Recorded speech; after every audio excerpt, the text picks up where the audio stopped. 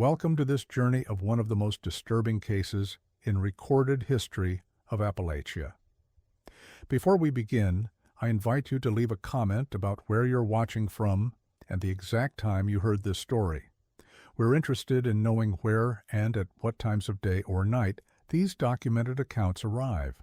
The faded photograph sits in the McDowell County Historical Society's archive.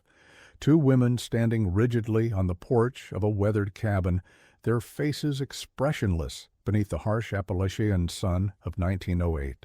This image, one of the few remaining pieces of evidence in what became known as the Blackwater Ridge Mystery, captures nothing of the strangeness that would surround that remote wooden structure. For decades, this case remained buried in courthouse basements and newspaper archives until a historian uncovered a series of documents in 1962 that would reveal one of the most disturbing chapters in West Virginia's forgotten history. The cabin stood approximately 7 miles from the nearest settlement of Welch, nestled in a narrow hollow, where the sunlight struggled to penetrate the dense canopy of oak and hickory. In those days, the isolated communities of the Appalachian Mountains functioned with their own unwritten codes and customs. What happened within the privacy of these remote homesteads often remained hidden behind the impenetrable veil of mountain silence and loyalty. The Corvus sisters, Artemisia and Lavinia, had inherited their family's 40-acre property after their parents succumbed to a typhoid outbreak in 1895. According to county records, the sisters were 29 and 31 respectively when they took possession of the homestead, unmarried and largely unknown to the townspeople beyond their rare appearances to sell preserves and herbal remedies at the general store. They kept to themselves, as was not uncommon for mountain folk in those times, wrote Sheriff Nathaniel Coates in his initial report dated October 1908. The few who dealt with them described them as cordial, but reserved, with knowledge of the forest plants that surpassed even the local medicine woman. Their preserves fetched good prices, and they were known for their unusual herbal remedies said to cure ailments that conventional medicine couldn't touch. What modern investigators would later find troubling was the unusual pattern of disappearances that had occurred in the vicinity of the Corvus property over the years. Travelers, primarily drifters, itinerant workers, and solitary hunters, would occasionally vanish without trace in that particular stretch of mountain trail. Given the treacherous terrain, abandoned mine shafts, and natural hazards of the region, such disappearances were rarely investigated thoroughly, attributed to the unforgiving wilderness rather than any malicious intent. The first indication that something was amiss at the Corvus homestead came in the spring of 1908, when Zachariah Montgomery, a land surveyor from Charleston, failed to return from an expedition to map the increasingly valuable coal-rich regions of McDowell County. Montgomery's assistant, Cyrus Beauford, returned to Welch alone, visibly shaken and with conflicting accounts of what had transpired. Mr. Montgomery insisted on continuing alone after we were invited to take supper at a cabin belonging to 2 women, Beauford stated in his initial report to the county sheriff. He said he wanted to survey the ridge beyond their property before nightfall and told me to return to town with our initial findings. That was the last time I saw him. When pressed about the location of this cabin and the identity of the women, Beauford provided details that led authorities to the Corvus property. What troubled investigators immediately was Beauford's inability to recall specific details about his brief stay at the cabin, claiming a peculiar haziness had overcome him after consuming a cup of tea offered by the elder sister. There was something in the way the women watched us, Beauford later wrote in a personal letter discovered among his effects after his suicide in 1913. Their eyes never left our faces, studying us with an intensity that made me profoundly uncomfortable. The younger one, Lavinia, I believe, seemed almost disappointed when Mr. Montgomery announced he would continue on rather than stay the night. The sheriff's initial investigation of the Corvus property yielded nothing suspicious. The sisters received the lawman with appropriate concern for the missing surveyor, but maintained they had indeed hosted him and his assistant for a meal, after which Montgomery had continued his journey toward the eastern ridge. They suggested perhaps he had fallen victim to one of the abandoned mine shafts that dotted the region, or possibly encountered trouble with the transient workers known to camp in the deeper woods. Sheriff Coates might have accepted this explanation had it not been for a discovery made 3 weeks later by a hunting dog belonging to Ezekiel Thornton, a local trapper. The dog, described as an experienced bloodhound with a keen nose, unearthed a partially buried leather satchel containing Montgomery's surveying equipment approximately 200 yards behind the Corvus cabin, hidden beneath a cairn of rocks near the edge of a steep ravine. The discovery prompted a more thorough search of the property, though still hampered by the legal limitations of the era and the complexities of mountain jurisdiction. What they found initially seemed inconsequential. Unusually large collections of herbs drying in the attic space, extensive journals documenting plant properties and their effects on the human mind, and a root cellar containing dozens of glass jars with various preparations labeled in a cryptic shorthand that none of the investigators could decipher. It wasn't until Sheriff Coates noticed the peculiar arrangement of the cabin's basement that suspicions deepened. Unlike most mountain dwellings of the era, the Corvus cabin featured a substantial stone foundation with a series of iron rings embedded in the walls. When questioned, Artemisia Corvus explained they were left from their father's days as a hunting guide, used to hang and dress game. What truly set the sheriff's instincts on alert, according to his personal journal recovered decades later, was the unusual cleanliness of this basement area. "In all my years of law enforcement in these mountains," he wrote, "I have never encountered a root cellar or basement kept with such meticulous care. The stone floor had been recently scrubbed, and despite the rustic nature of the dwelling above, this underground chamber bore the hallmarks of a space maintained with almost surgical attention to cleanliness." The investigation might have ended there. Another disappearance attributed to the unforgiving Appalachian wilderness, had it not been for the unexpected arrival of Augustine Pembroke, a professor of anthropology from the University of Virginia who had been corresponding with Montgomery regarding indigenous artifacts reportedly found in the region. "I've received troubling correspondence from Mr. Montgomery," Pembroke informed the sheriff, producing a letter dated just 2 days before the surveyor's disappearance. He mentioned discovering evidence of unusual practices among certain isolated homesteads, rituals and customs that seemed neither indigenous to the native populations nor consistent with the Scots-Irish traditions of the settlers. The letter, preserved now in the University of Virginia's special collections, contains Montgomery's disturbing observations. The isolation of these hollows has bred peculiar adaptations to mountain life beyond what civilization would countenance.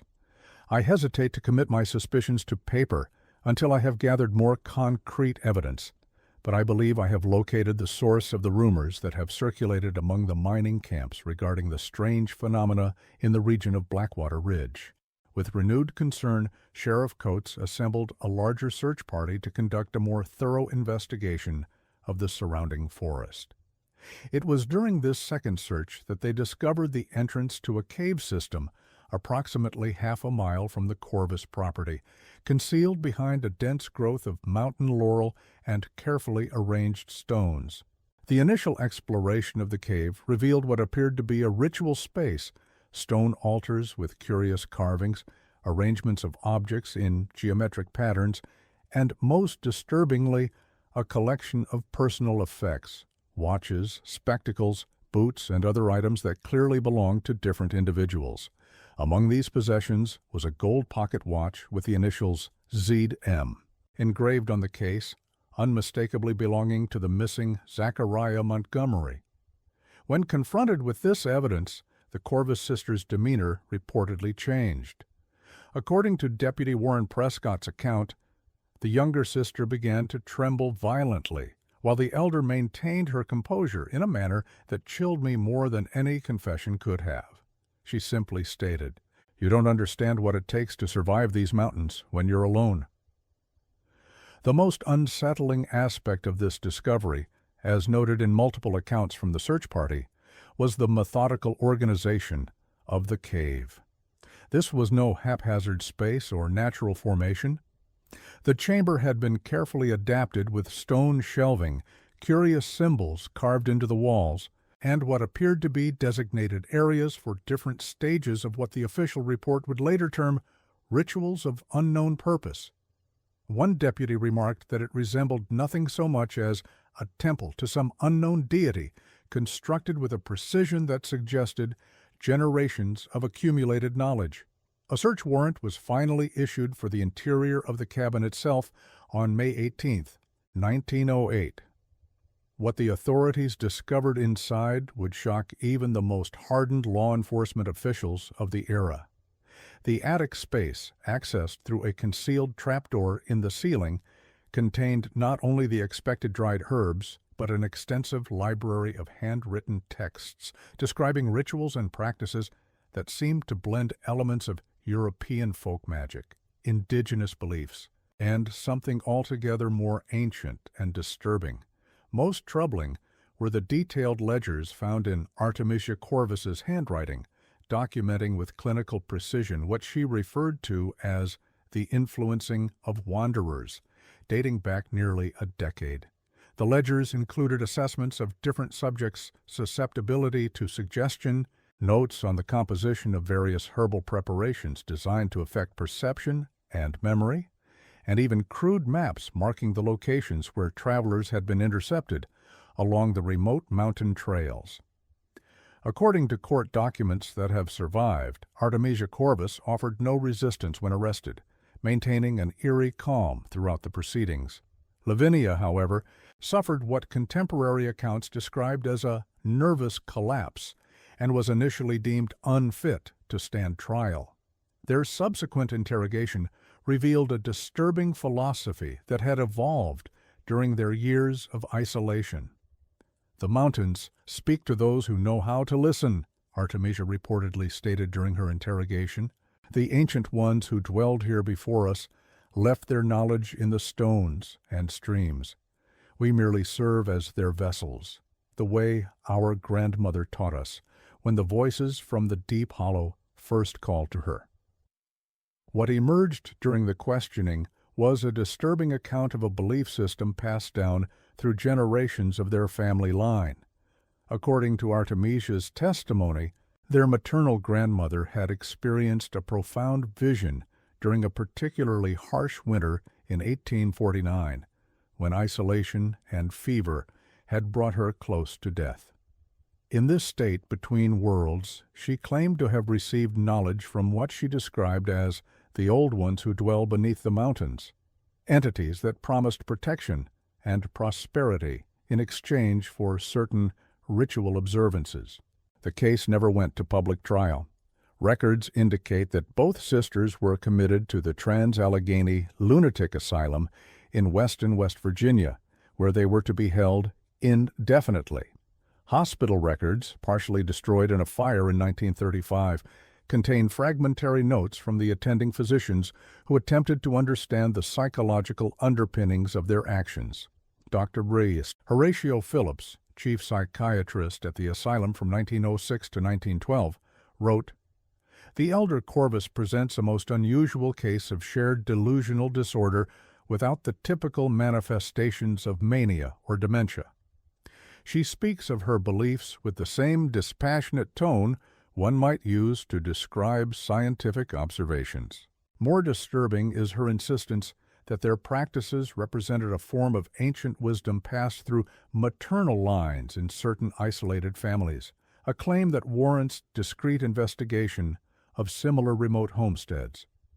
What makes the Corvus case particularly disturbing to modern researchers is the sisters' integration within the broader community, limited though it was. They were not complete hermits, but maintained sufficient connection to local society to sell their goods and occasionally participate in community gatherings. According to records from the Welsh Methodist Church, both sisters attended Easter services in 1907, with Artemisia contributing a jar of her renowned herbal tea to the community gathering that followed.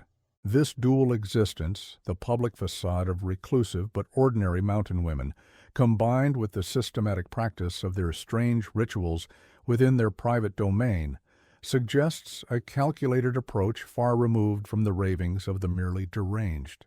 As Dr. Phillips noted in his clinical observations, the elder Corvus does not present as an individual driven by delusion or hallucination in the conventional sense.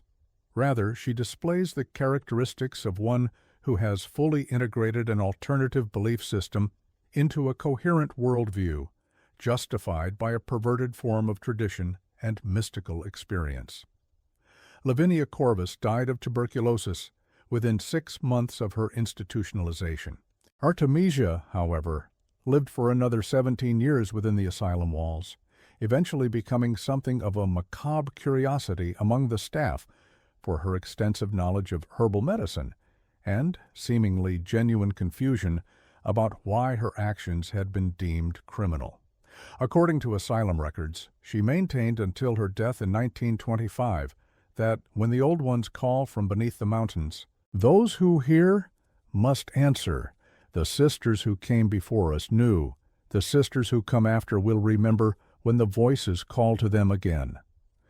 Perhaps the most disturbing aspect of the case emerged decades later, when historian Lydia Kincaid uncovered evidence suggesting the Corvus sisters may not have been an isolated aberration.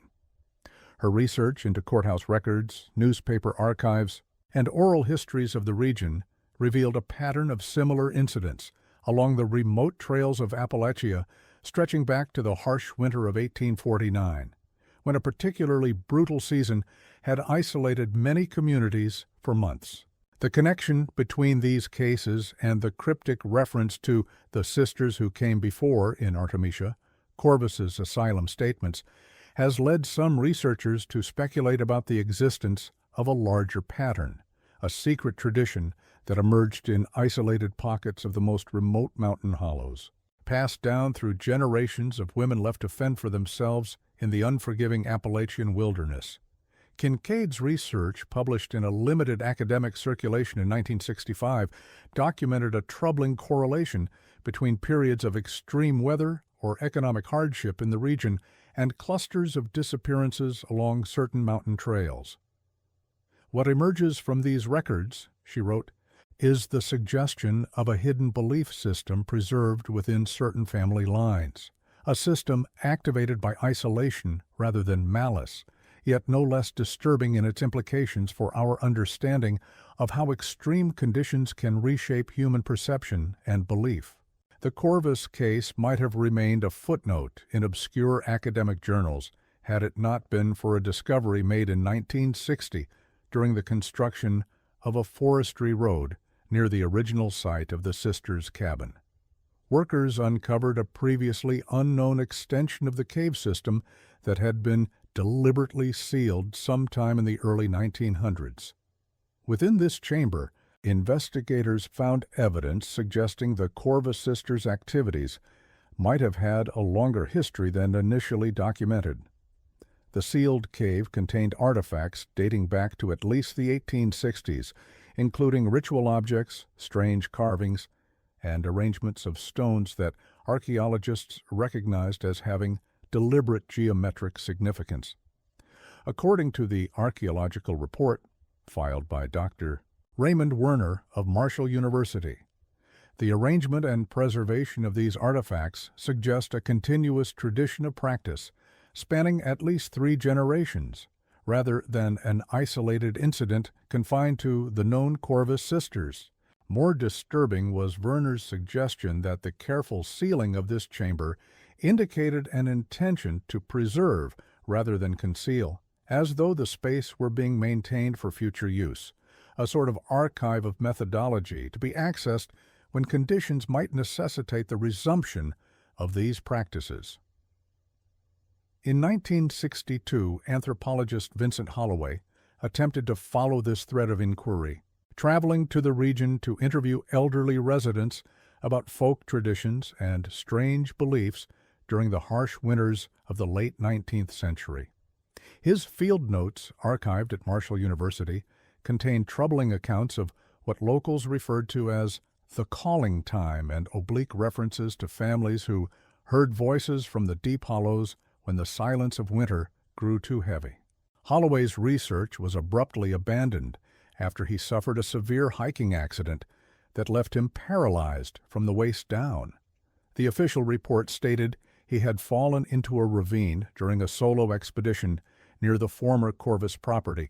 In his final academic paper published posthumously in 1968, Holloway wrote, "The true horror of the Corvus case lies not in the acts themselves, but in the possibility that they represented not an aberration, but an adaptation, a terrible communion with something ancient that awakened when conventional social structures became a luxury the mountains would not allow."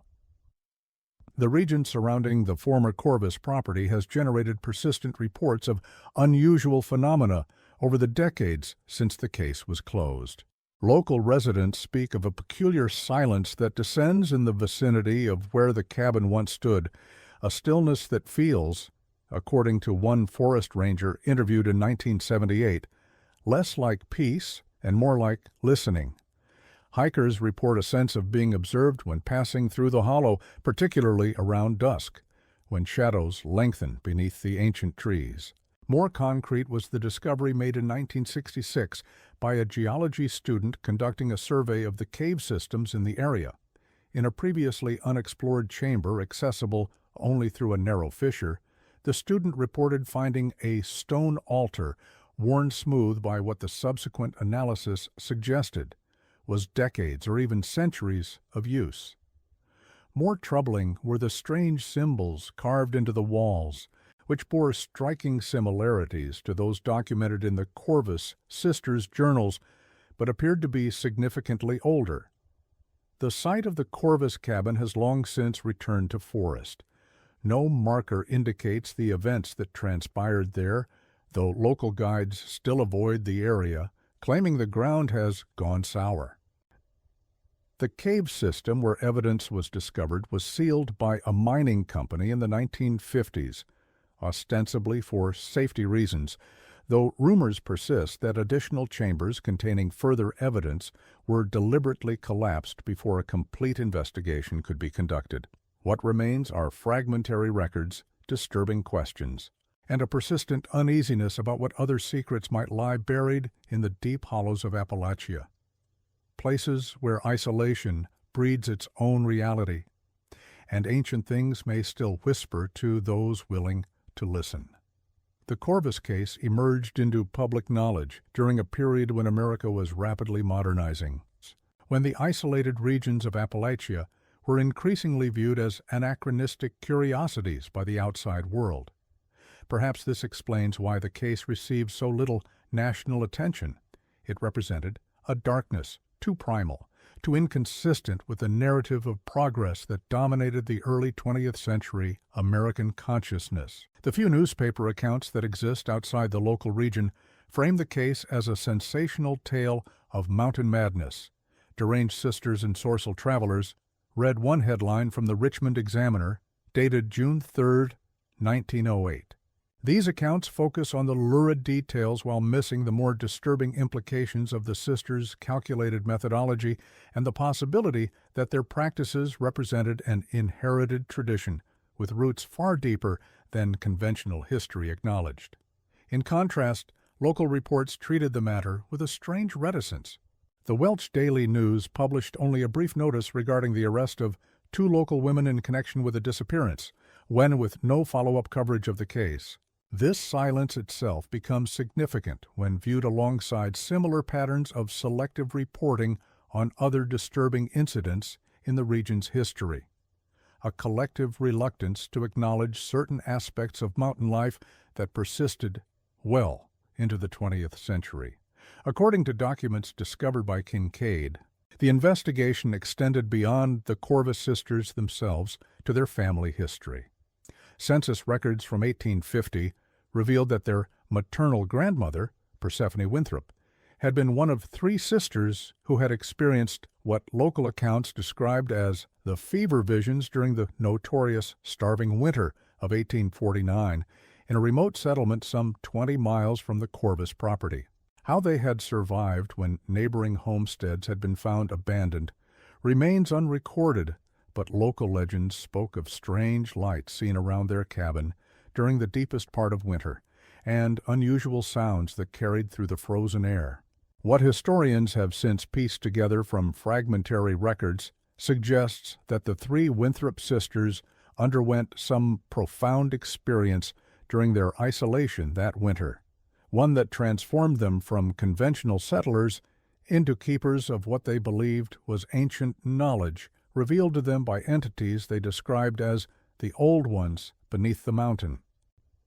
When a rescue party finally reached the area in April of that year, they found the Winthrop cabin occupied solely by the sisters, all in reasonable health despite the months of isolation, but profoundly changed in demeanor and belief. The official account accepted at the time noted nothing suspicious about the sisters' survival, attributing it to good fortune and preparation. However, a private letter discovered in the personal effects of the rescue party's leader, Mason Holcomb, expressed troubling reservations.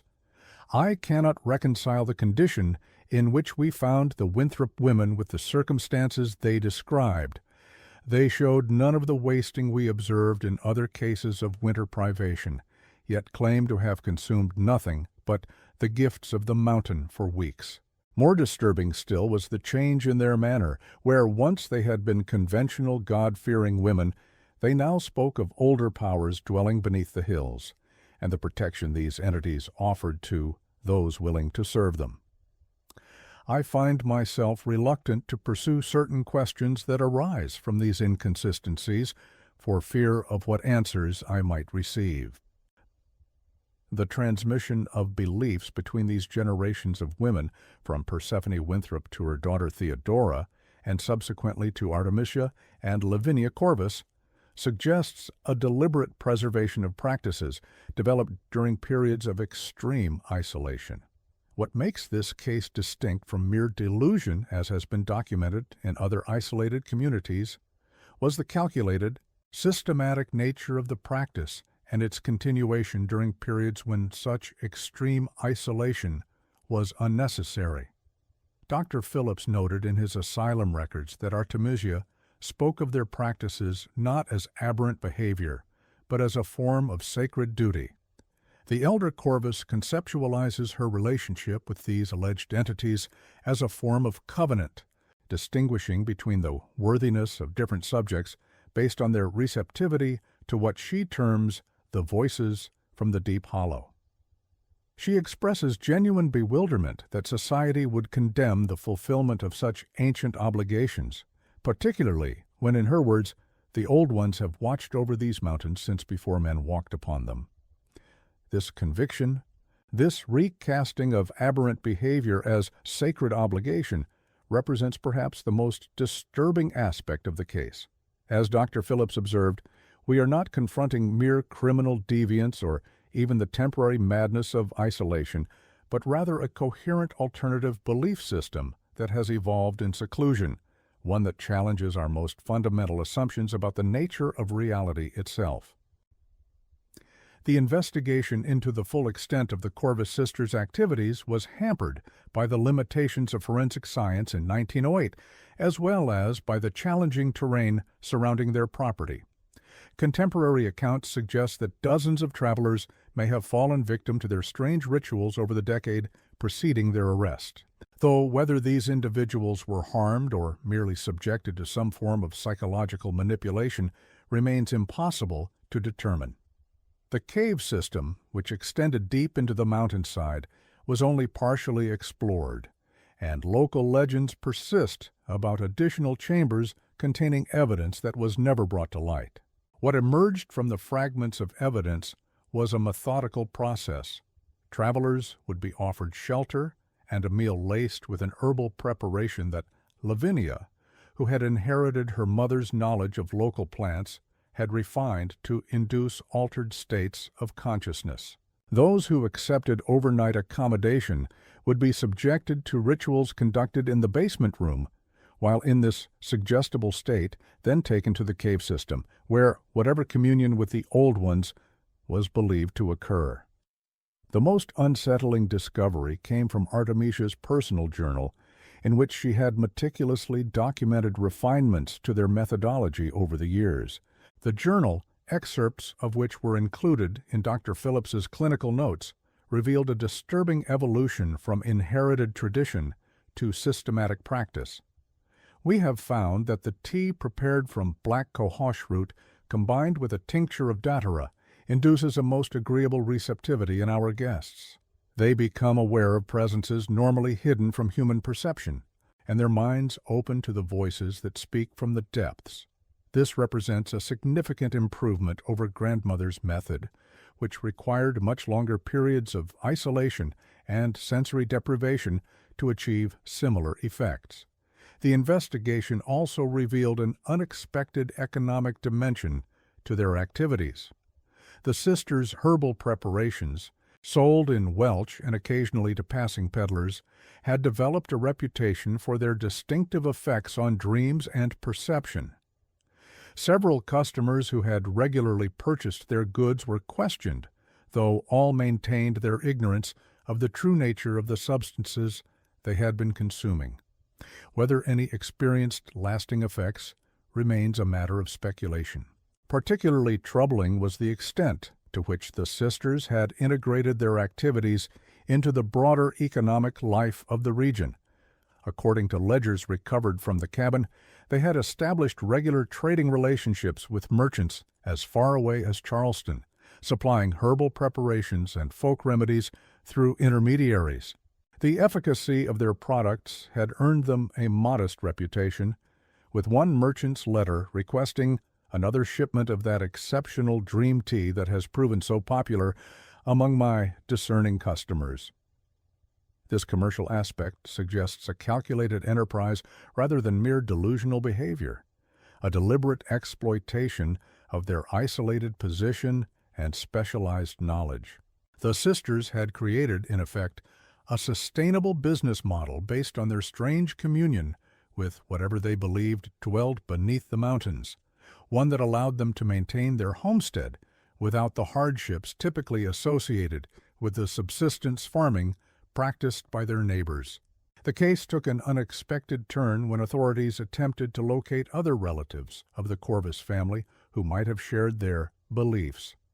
Census records indicated that a cousin, Euphemia Corvus, had married into the Blackburn family and relocated to a similarly remote area of neighboring Wyoming County. When deputies arrived at the Blackburn homestead, they found it recently abandoned, with evidence suggesting a hasty departure upon news of the Corvus sisters' arrest. This suggestion of a wider network of practitioners adds a particularly disturbing dimension to the case. Sheriff Coates's final report, submitted to the governor's office in July 1908, contains a disturbing postscript. It is my professional opinion that we have uncovered only a portion of a more extensive situation. The isolation of these mountain communities, combined with the unusual geological features and historical patterns of settlement, may have fostered beliefs and practices that civilized society would find unthinkable. The reluctance of locals to discuss certain families and certain hollows suggests a knowledge more widespread than the official record indicates. The report was subsequently classified, and the governor's office issued instructions that the matter be handled with the utmost discretion to prevent panic and preserve the reputation of the state and its people. This official suppression explains in part why the case remained obscured for decades until Kincaid's research brought it partially to light in the 1960s. Holloway's investigation in the early 1960s attempted to trace the transmission of these beliefs through family lines connected to the Winthrop sisters who had experienced the fever visions during the winter of 1849. His notes contain references to at least 3 family lines that had branched from the original sisters, all maintaining homesteads in particularly remote areas of West Virginia, Kentucky, and Virginia. In each case, he documented local reputations for unusual knowledge of herbal preparations, curious beliefs about entities dwelling beneath the mountains, and a pattern of travelers reporting strange experiences or altered perceptions after visiting these properties. Most disturbing was Holloway's discovery of a consistent pattern in these family lines.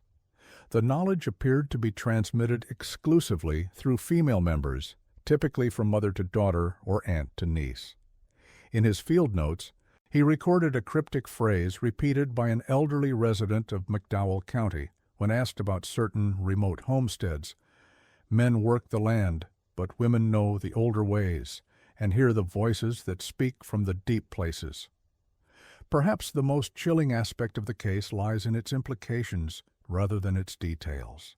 The Corvus sisters represented not merely isolated practitioners of some strange delusion, but adherents of a belief system developed and refined over generations, a terrible communion with something ancient that may have dwelled in the deepest recesses of the Appalachian Mountains since time immemorial. Holloway's final paper suggests that the true extent of such practices may never be known. The geography of these mountains contains countless hollows and hidden valleys where families lived for generations, with minimal contact with the outside world. What beliefs developed, what entities may have been contacted, and what practices were transmitted in these isolated pockets represents a dark chapter in the anthropological record, one that the modernization of Appalachia has gradually erased from living memory, though perhaps not entirely from practice in the most remote regions. His notes contain reference to a local saying he encountered repeatedly during his research. "The deep hollows have their own ways, and some ways are best left alone." Whether this represented a specific acknowledgment of practices similar to those of the Corvus sisters or a more general reference to the isolation of mountain communities remains unclear. The physical evidence of the case has largely vanished. The asylum where the sisters were confined was closed in 1994, its records scattered among various archives and private collections. The cave system has been sealed, the cabin site reclaimed by forest, and many of the court documents lost to time and deliberate purging. What remains are fragments, a photograph, partial transcripts, the scattered notes of researchers, and the persistent unease that surrounds certain remote areas of McDowell County. In 1968, shortly before his death, Holloway wrote to a colleague at the Smithsonian Institution, "The Corvus case represents more than an isolated incident of mountain superstition or even shared delusion. It points to the development of a systematic practice, a form of communion with something ancient that was sufficiently compelling to be preserved and transmitted across generations." What other such contacts might have occurred in the isolated pockets of Appalachia, and which of these might persist in attenuated form even today, represents one of the great unexamined questions of American anthropology. The colleague to whom this letter was addressed advised against pursuing the research further, noting that some knowledge serves no purpose but to disturb. The investigation was formally closed, the remaining physical evidence archived or destroyed, and the case gradually faded from all but local memory. A curious postscript to the case emerged in 1969, when construction workers preparing a site for a new dam near the former Winthrop homestead uncovered a series of unusual stone arrangements in a pattern that archaeologists recognized as having deliberate geometric significance. Carbon dating of organic materials found at the site suggested periodic usage dating back centuries before a European settlement of the region, with the most recent activity dated to the mid-19th century. The site was subsequently flooded by the new reservoir before a more thorough investigation could be conducted. Today, the Blackwater Ridge area has been largely absorbed by mining operations and state forest land. Hikers occasionally report an unusual silence in the vicinity of where the Corvus cabin once stood, a place where birds seem to fall quiet and the usual sounds of forest life diminish. Local guides still avoid the area, particularly around dusk, citing practical concerns about the terrain while exchanging knowing glances that suggest deeper reasons. In the 1990s, a sociological study conducted by researchers from West Virginia University documented a persistent taboo among certain families in the most remote parts of the state regarding the acceptance of herbal preparations or home remedies from strangers. This custom, passed primarily through maternal lines, held that while conventional medicine might be accepted without question, traditional preparations could contain properties that opened the mind to voices better left unheard.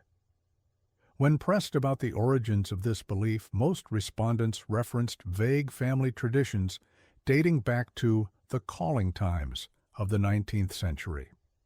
Folklore researcher Dr. Eliza Montague documented similar patterns in isolated communities throughout the Appalachian region, noting that certain family names continued to carry whispered associations with unusual knowledge and beliefs well into the 20th century. Her 1997 paper, Encoded Warnings in Appalachian Folk Narratives, identifies a recurring motif in local ghost stories and cautionary tales. The dangerous hostess who offers strange tea that induces visions of entities dwelling beneath the mountains. These narratives, she argues, may represent a culturally encoded warning about actual historical practices too disturbing to address directly. As recently as 2005, a spelunker in Wyoming County reported discovering a small cave entrance partially concealed behind a rockfall containing what appeared to be a stone altar with curious symbols carved into its surface. Authorities investigated but found no evidence of recent use, and archaeological experts suggested the features might be natural formations coincidentally resembling man-made structures. The explorer, however, maintained that he recognized the arrangement from descriptions passed down in family stories, tales told in hushed voices about the old ways and those who communed with what dwells beneath the mountains. In the collections of the McDowell County Historical Society, the photograph of the Corvus sisters remains, two women standing rigidly before their cabin, their expressions unreadable, their hands folded primly at their waists. Nothing in the image suggests the strangeness that unfolded within those walls or the disturbing legacy they represented. They appear as simply two more unmarried women of their era, making their way in the unforgiving wilderness of early 20th century Appalachia. But for those who know the story, who have pieced together the fragmentary evidence that remains, the photograph carries a deeper chill. The recognition that behind those impassive expressions lay a calculated methodology developed across generations of isolation and communion with something ancient, a terrible knowledge passed from mother to daughter when the mountains whispered their secrets. The true horror of the Corvus case lies not in the specific rituals performed, but in its implications, the suggestion that isolation can breed its own reality, that ancient things may still dwell in forgotten places, and that the boundary between the known world and something far older and more primal may be thinner in certain remote hollows than civilization cares to acknowledge. As Dr. Phillips wrote in his final evaluation before Artemisia Corvus's death, "What disturbs me most is not her delusions, which can be attributed to the psychological effects of extreme isolation, but her utter conviction that what she experienced represented a genuine communion with something ancient and powerful. When the old ones call again," she told me in our final session, "others will hear their voices. The mountains keep their secrets, but they share them with those willing to listen." In the decades since the Corvus case, Appalachia has changed dramatically. Roads have penetrated the deepest hollows, telecommunications have connected the most remote communities, and the desperate isolation that once characterized the region has largely disappeared. Yet locals still speak of certain areas with hesitation.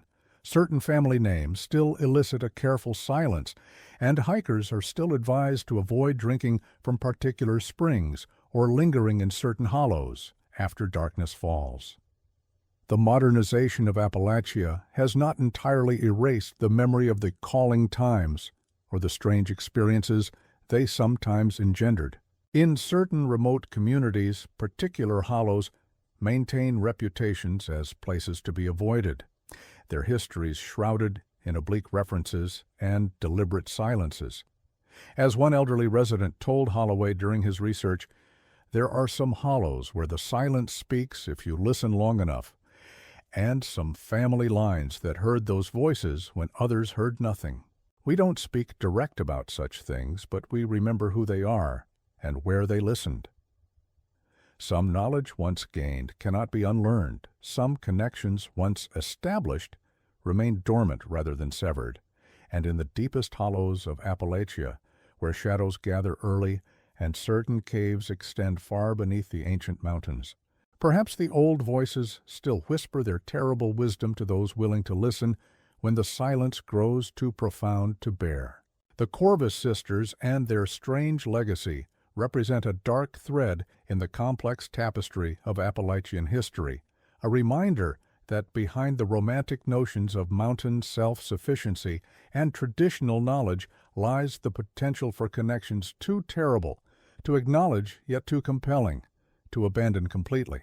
Their story serves as a disturbing footnote to our understanding of how isolation shapes human perception and how thin the veil may be between the world we know and whatever ancient presences might dwell in the forgotten corners of our oldest mountains. As one elderly resident told Holloway during his research, before his expedition led to his crippling accident near the former Corvus property, the deep hollows remember what the rest of us try to forget. Some voices sleep but never die, and when the silence grows deep enough, as it always does, the old ones whisper again to those who have ears to hear. In 1983, during the restoration of the former Trans-Allegheny Lunatic Asylum building for conversion into a museum, workers discovered a sealed compartment within a wall of what had once been Artemisia Corvus's cell. Inside was a small leather-bound notebook containing what appeared to be ritual instructions, though written in a peculiar coded language that combined elements of traditional Appalachian folk magic with unfamiliar symbols and terms. According to the conservation report, certain pages contained pressed plant specimens, including varieties of fungi and herbs known for their psychoactive and hallucinogenic properties. The notebook was briefly studied by linguists and ethnobotanists before being classified as part of a sealed collection of asylum artifacts deemed unsuitable for public exhibition. Dr. Eleanor Pritchard, who participated in the initial analysis, later wrote in a private correspondence that the text appeared to document a sophisticated understanding of neurochemical manipulation through plant compounds, combined with what can only be described as a ritual framework for their application, a disturbing fusion of practical pharmacology and what might be termed visionary spirituality. This suggestion of a quasi-religious dimension to the Corvus practices adds yet another layer of complexity to our understanding of how such unusual beliefs might persist and propagate within isolated communities. As Pritchard observed, the development of ritual framework serves not merely to organize unusual experiences, but to elevate them, to transform mere hallucination into a form of sacred communion, possession of which distinguishes the initiated from the uninitiated. This perspective finds support in fragments of Artemisia's asylum interviews, in which she repeatedly referred to the knowing, or the deeper sight, as something passed specifically through maternal lines, a special understanding that allowed certain women to hear the voices that speak from the deep places, and thereby ensure the continuity of their communion with whatever ancient presence they believed dwelled beneath the mountains. In 1992, a doctoral candidate in cultural anthropology, attempted to trace the genealogical connections between families associated with the practices documented in the Corvus case. Her research revealed a curious pattern. In each generation, at least one daughter from these lineages remained unmarried, maintaining the isolated homestead, while others married into different communities, often relocating to similarly remote areas in neighboring counties or states. This pattern of dispersion combined with preservation suggests a deliberate strategy for both maintaining and spreading the knowledge referenced in Artemisia's statements. More disturbing was the researchers' discovery that several of these family lines maintained unusual traditions regarding hospitality, specifically elaborate rituals surrounding the offering of food and drink to strangers that seemed designed to determine their receptivity to certain experiences. These traditions, passed down through maternal lines, included the preparation of special herbal teas offered only to selected visitors, accompanied by distinct patterns of conversation and observation that the researcher recognized as sophisticated techniques for assessing suggestibility and psychological openness. The dissertation was never published, and the researcher abandoned the project after reporting a series of unsettling incidents during her field work, including finding strange symbols carved into trees near her campsite and receiving anonymous letters containing detailed information about her daily movements through areas she had believed to be uninhabited. She subsequently accepted a position at a university in the Pacific Northwest, reportedly refusing to discuss her Appalachian research even with colleagues. In 1997, a geological survey of the cave systems in McDowell County made an unexpected discovery in a previously unmapped chamber, accessible only through a narrow fissure that required specialized equipment to navigate. According to the confidential report, the chamber contained evidence of human habitation dating back at least to the early 19th century, including stone implements, preserved textiles, and what appeared to be ritual arrangements of objects in geometric patterns. Most significant was the discovery of acoustic properties within the chamber that produced what the report described as auditory phenomena of an unusual nature. Specifically, the amplification and distortion of certain frequencies that created sounds resembling whispered voices when wind passed through specific apertures in the rock formation. These acoustic properties, combined with the hallucinogenic properties of certain fungi that grew naturally within the cave system, may provide a scientific explanation for the voices from the deep hollow that featured prominently in the Corvus sisters' belief system. The site was documented by a joint team from the State Historical Society and several universities, then sealed with concrete and its location classified. The official explanation cited concerns about unstable geological conditions, though internal memos referenced the potential for public misinterpretation and sensationalism should the findings become widely known. This discovery suggests the possibility that the beliefs associated with the Corvus sisters may have had a basis in actual perceptual phenomena, albeit misinterpreted through the lens of 19th century understanding and isolation. It raises the intriguing possibility that what appeared to be delusional behavior may in fact have been a rational response to genuinely unusual experiences, an attempt to make sense of natural phenomena that science of the era was ill-equipped to explain. As one geologist noted in the classified report, what we may be observing is not the emergence of a purely delusional system in response to isolation, but rather a cultural framework developed to interpret genuinely unusual perceptual experiences generated by the unique geological and botanical features of this specific region. The strategic location of these sites in areas with documented unusual acoustic properties suggests that the experiences reported by the Corvus sisters and their ancestors may have had a basis in actual sensory phenomena, however misinterpreted. The implications of this perspective are profound suggesting not a shared delusion but a cultural response to genuine anomalies, one that evolved over generations into a complex belief system with its own internal logic and coherence. It frames the Corvus sisters not as aberrant products of extreme isolation, but as interpreters of legitimate, if unusual, natural phenomena, their practices representing an attempt to systematize and control experiences that defied conventional explanation. In 2003, an ethnomusicologist studying traditional Appalachian folk music identified several unusual ballads preserved in the most remote communities of the region, songs that referenced the voices beneath the mountain and contained lyrical descriptions of altered states of consciousness induced by various herbal preparations. These ballads, typically sung only by female performers and often in private settings rather than public gatherings, contained detailed instructions disguised as narrative elements, descriptions of specific plants, preparation methods, and ritual context that paralleled the information found in the Corvus sisters' journals. Most notable was a recurring refrain that appeared in several variants of these songs.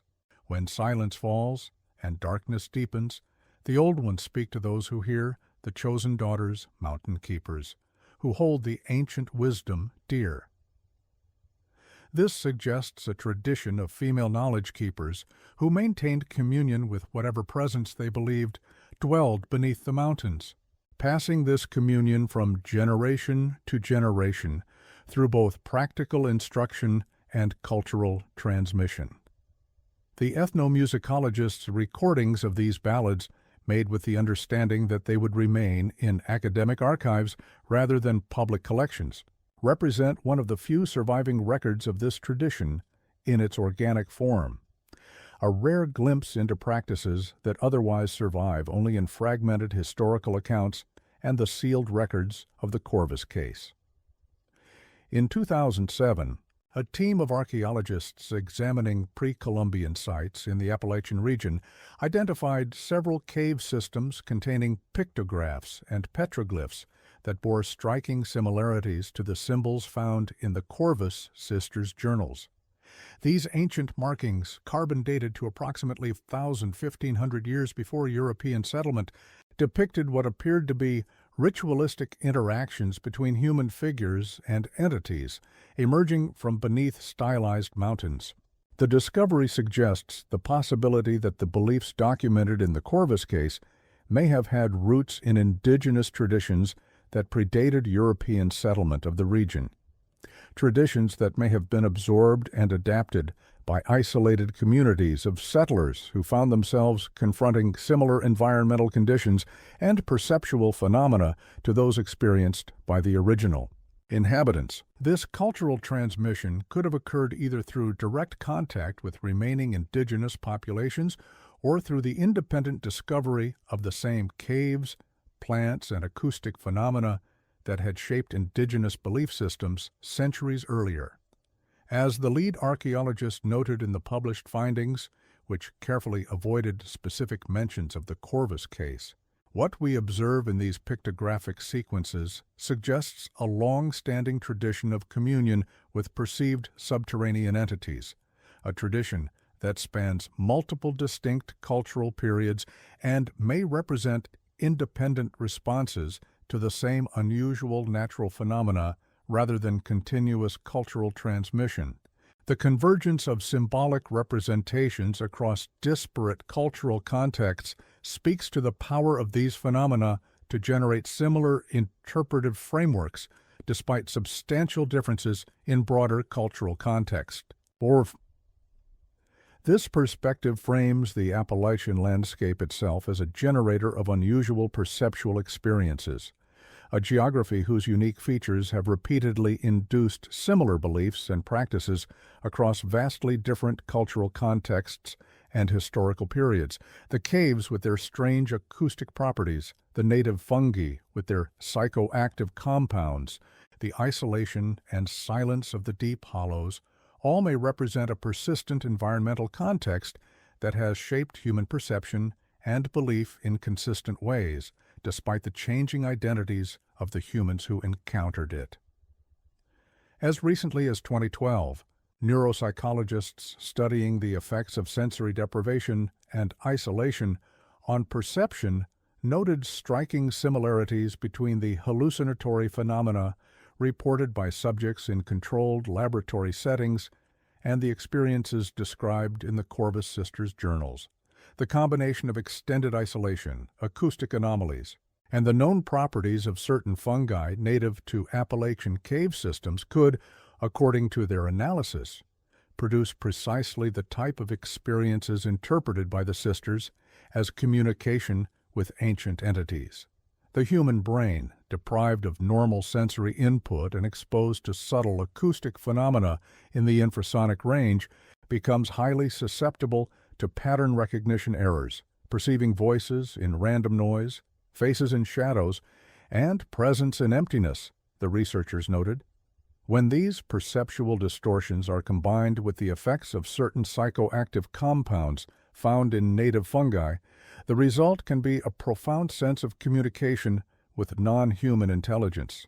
That isolated individuals, separated by centuries, would interpret such experiences in similar ways speaks not to supernatural reality, but to the consistency of human neurological response to similar environmental conditions. Rum. This scientific perspective offers a rational explanation for the experiences that shaped the Corvus sisters' beliefs without diminishing the genuine mystery and psychological impact of their story. It suggests that what happened in those remote hollows was neither pure delusion nor supernatural reality, but rather a complex interaction between unusual environmental conditions and human perceptual systems, struggling to interpret experiences that fell outside the framework of conventional understanding. The true fascination of the Corvus case lies not in supernatural speculation, but in this intersection of geography, isolation, perception, and belief, the way in which the unique features of the Appalachian landscape combined with human neuropsychology to generate a coherent alternative understanding of reality that persisted across generations and shaped the actions of those who embraced it. As Dr. Phillips wrote in his final evaluation before Artemisia Corvus's death, "What disturbs me most is not her beliefs themselves, which can be attributed to the psychological effects of extreme isolation and unusual perceptual experiences, but the elaborate cultural framework she constructed to interpret those experiences, a framework of such internal consistency and apparent functionality that it challenges our conventional understanding of delusion. If madness is defined as a break with consensus reality, what are we to make of an alternative reality so carefully constructed and maintained that it functions effectively for those who inhabit it? In the decades since the Corvus case, Appalachia has changed dramatically. Roads have penetrated the deepest hollows, telecommunications have connected the most remote communities, and the desperate isolation that once characterized the region has largely disappeared. Yet locals still speak of certain areas with hesitation, certain caves still produce their strange acoustic effects, and certain fungi still grow in the darkness beneath the mountains, containing compounds that modern pharmacology has only begun to understand. The modernization of Appalachia has not entirely erased the conditions that generated the calling times or the unusual experiences they engendered. In certain remote places, particular acoustic phenomena still occur, their scientific explanation doing little to diminish their subjective impact on those who experience them. As one acoustic engineer who studied the phenomenon noted, understanding that a voice is produced by air moving through a specific rock formation rather than an ancient entity doesn't make the experience of hearing it in a dark cave any less profound or disturbing. Some experiences, once undergone, cannot be unexperienced. Some perceptions, once processed through the lens of cultural belief, retain their power despite rational explanation. And in the deepest hollows of Appalachia, where shadows gather early and certain caves extend far beneath the ancient mountains, Perhaps something still calls to those with ears attuned to frequencies most never notice. Not supernatural entities, perhaps, but phenomena no less mysterious for having scientific names. The Corvus sisters and their strange legacy represent a fascinating thread in the complex tapestry of Appalachian history. A reminder that human perception and belief are shaped profoundly by environment, isolation, and the frameworks available for interpreting unusual experiences. Their story serves as a compelling footnote to our understanding of how geography influences psychology and how thin the line may be between conventional perception and experiences that seem to transcend it. The photograph of the Corvus sisters remains in the McDowell County Historical Society's collection. Two women standing rigidly before their cabin, their expressions unreadable, their hands folded primly at their waists. Nothing in the image suggests the strangeness of their beliefs or the unusual experiences that shaped them. They appear as simply two more unmarried women of their era, making their way in the unforgiving wilderness of early 20th century Appalachia. But for those who know the story, who have pieced together the fragmentary evidence that remains, the photograph carries a deeper fascination, the recognition that behind those impassive expressions lay minds that had constructed an entire alternative framework for understanding reality, shaped by the unique conditions of their isolated existence and whatever strange phenomena they encountered in the silence of those remote hollows.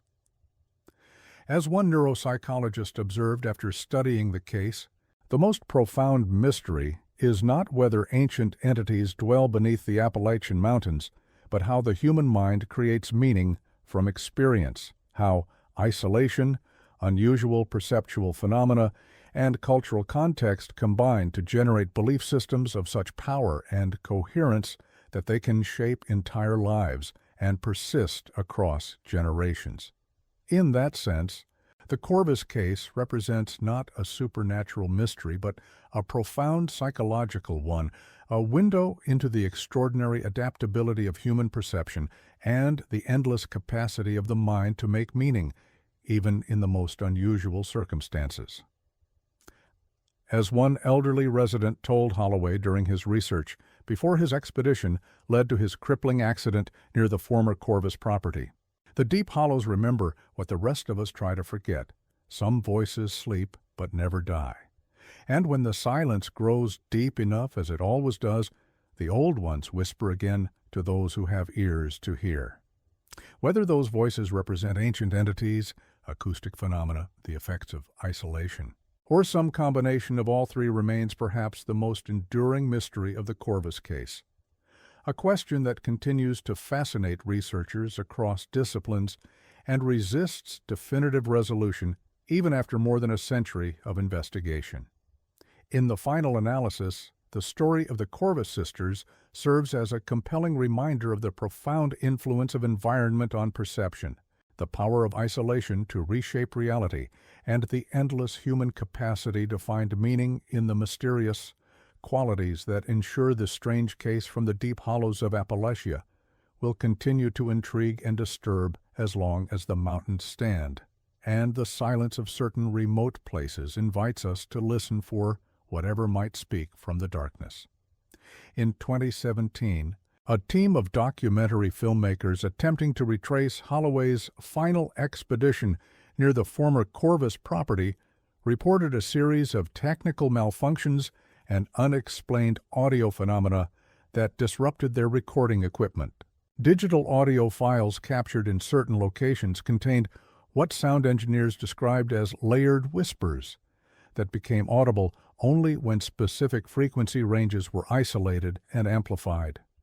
Spectrographic analysis revealed patterns in these audio anomalies that bore striking similarities to the phonetic structures of certain Appalachian dialects, though no discernible words could be definitively identified.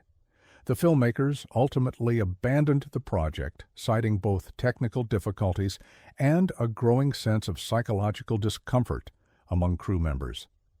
Their partial footage, archived at a regional university, includes interviews with several elderly residents who maintained that certain hollows in the area should remain undisturbed, not because of supernatural concerns, they insisted, but because some places deserve their privacy and some silences shouldn't be broken.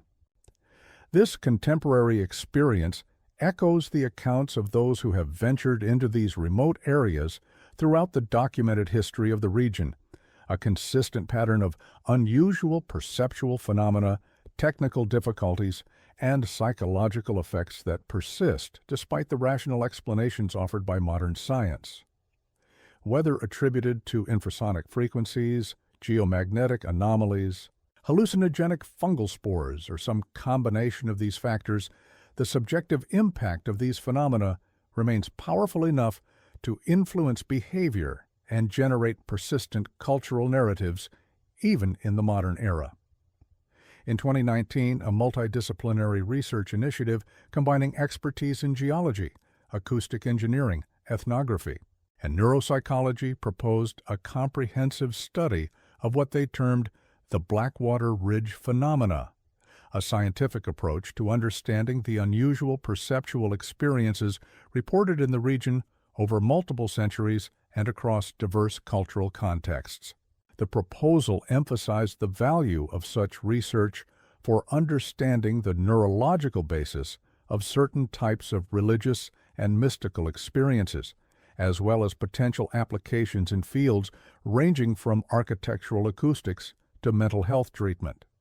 Despite substantial academic interest and preliminary funding commitments, the initiative was abruptly canceled following a series of administrative decisions that remain largely unexplained in the public record. Internal communications obtained through Freedom of Information requests suggest concerns about potential public misunderstanding and regional economic impact should certain findings be widely disseminated, concerns that echo the official suppression of the original Corvus case more than a century earlier. This pattern of institutional reluctance to engage fully with the phenomena associated with certain remote areas of Appalachia represents another persistent thread in the Corvus narrative.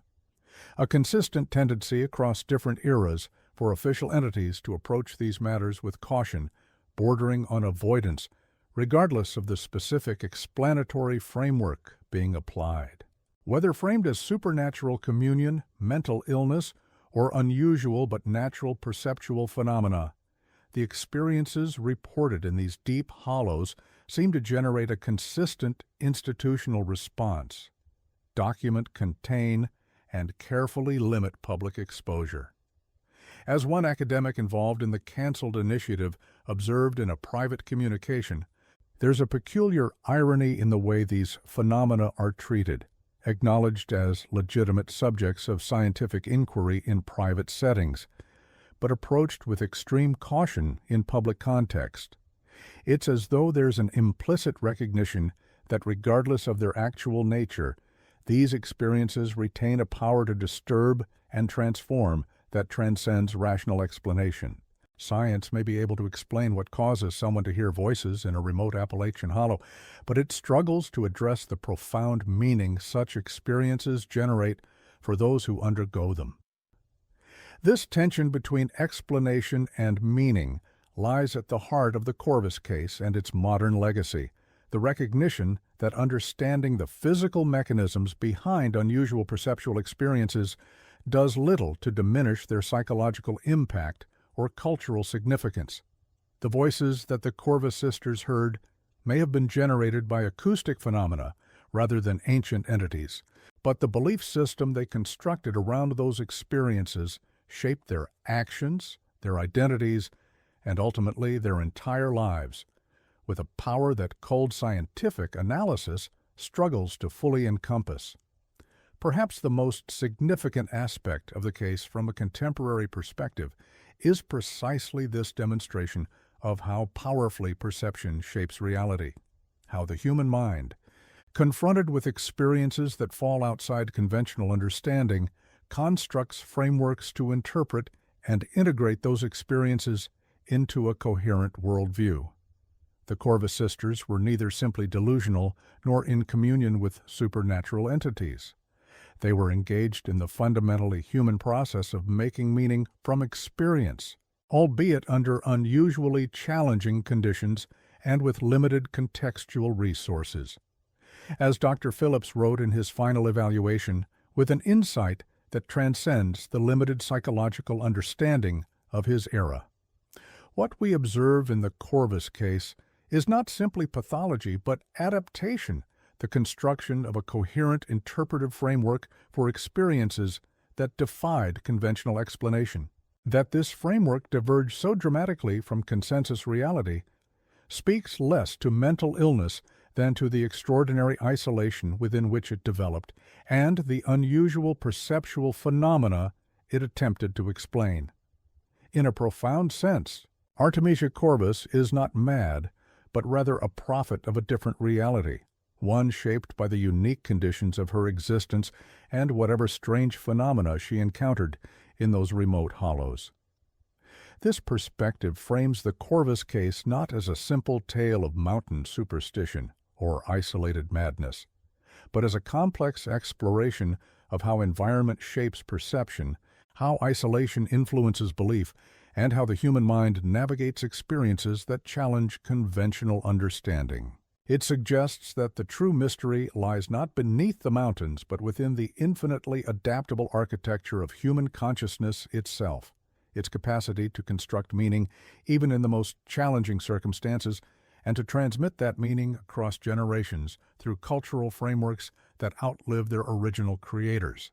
The photograph of the Corvus sisters remains in the McDowell County Historical Society's collection, two women, standing rigidly before their cabin, their expressions unreadable, their hands folded primly at their waists. Nothing in the image suggests the unique perceptual world they inhabited, or the elaborate belief system they constructed to navigate it. They appear as simply two more unmarried women of their era, making their way in the unforgiving wilderness of early 20th century Appalachia. But for those who know the story, who have pieced together the fragmentary evidence that remains, the photograph carries a profound fascination. The recognition that behind those impassive expressions lay minds that had constructed an entire alternative framework for understanding reality, shaped by the unique conditions of their isolated existence and whatever strange phenomena they encountered in the silence of those remote hollows. In that sense, the Corvus sisters speak to something universal despite the extreme peculiarity of their circumstances. The human need to make meaning, to construct order from chaos, and to find purpose in experience, however unusual that experience might be. Their story resonates not because it confirms supernatural belief, but because it illuminates the extraordinary adaptability of human consciousness and the endless capacity of the mind to find patterns, create narratives, and forge connections even in the most profound isolation.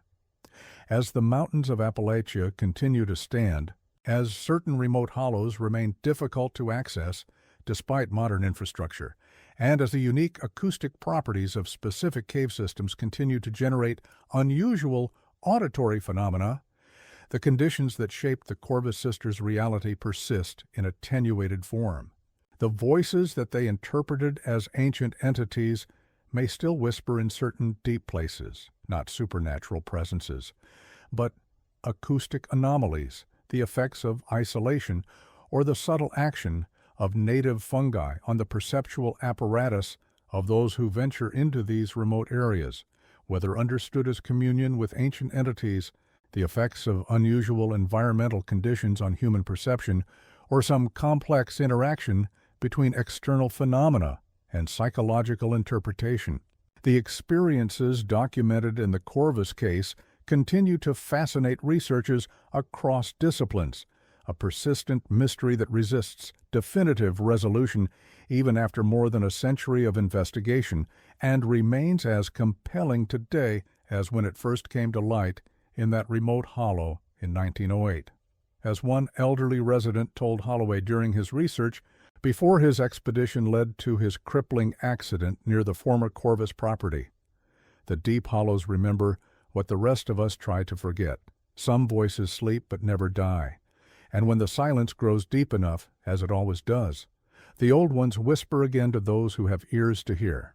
The enduring power of the Corvus case lies in the recognition that regardless of how we explain those whispers, whether as acoustic phenomena, hallucinatory experience, or something that continues to elude scientific categorization, their capacity to transform those who hear them remains undiminished, a testament to the profound mystery that persists in certain remote corners of Appalachia and in the infinite complexity of human perception itself.